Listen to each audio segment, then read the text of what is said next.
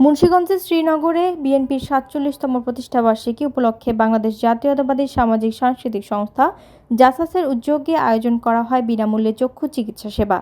বুধবার সকালে বাইপাস বাগান বাড়িতে অনুষ্ঠিত এ কর্মসূচি চলে দুপুর পর্যন্ত।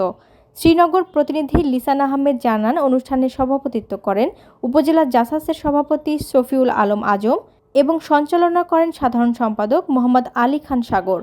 প্রধান অতিথি হিসেবে উপস্থিত ছিলেন মুন্সিগঞ্জ ১ আসনের বিএনপির মনোনয়ন প্রত্যাশী সিরাজদি খান উপজেলা বিএনপির সভাপতি শেখ মোহাম্মদ আবদুল্লাহ। এ সময় বক্তব্য দেন শ্রীনগর উপজেলা বিএনপির সভাপতি শহীদুল ইসলাম মৃধা, সাধারণ সম্পাদক এম হাফিজুল ইসলাম খান, সাংগঠনিক সম্পাদক ফারুক মোড়ল সহ স্থানীয় বিএনপি, যুবদল, স্বেচ্ছাসেবক দল ও ছাত্রদলের নেতৃবৃন্দ। চিকিৎসা সেবায় প্রায় ৫ শতাধিক চক্ষু রোগী চিকিৎসা গ্রহণ করেন। স্থানীয়রা এই উদ্যোগকে সাধুবাদ জানিয়ে বলেন, এ ধরনের সেবামূলক আয়োজন তাদের জন্য অনেক উপকারী। আল্লাহটা দোয়া করবেন।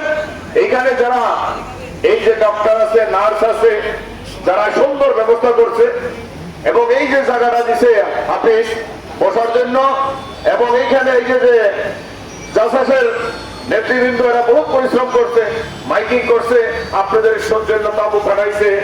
আর এই যে আমাদের এখানে শ্রীনগর থানার সভাপতি আসছে দেখার জন্য, শেষদিঘা থানার সাধারণ সম্পাদক আসছে, ডিস্ট্রিক্টের নেতারা আসছে, ইউনিয়নের প্রতিটা ইউনিয়নের সভাপতি, সেক্রেটারি, থানার নেতারা আসছে, ডিস্ট্রিক্টের নেতারা আসছে দেখার জন্য।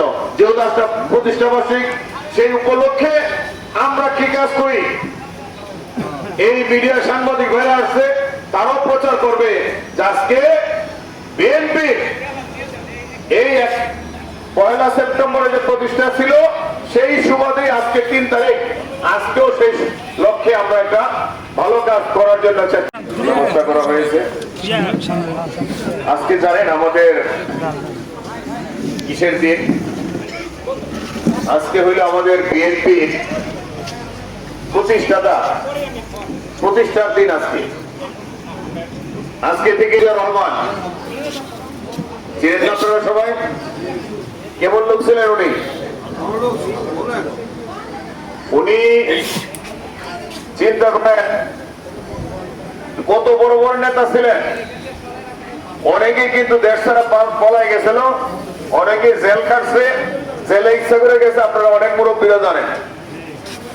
তো উনি একমাত্র ব্যক্তি, ওনার ছোট ছোট বাচ্চা বিবিরে রাইখা উনি পাকিস্তান থেকে চলে আইসা মুক্তিযুদ্ধে অংশগ্রহণ করছে, নেতৃত্ব দিছে এবং চিটাগাং কালুরঘাট থেকে স্বাধীনতা ঘোষণা করছে।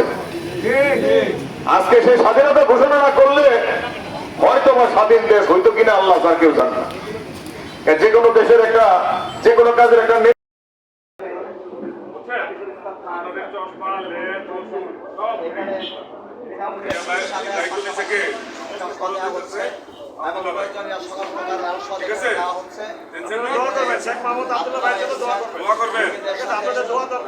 খবর নিচ্ছেন, রোগীরা ঠিক মতো চিকিৎসা পাচ্ছেন কিনা।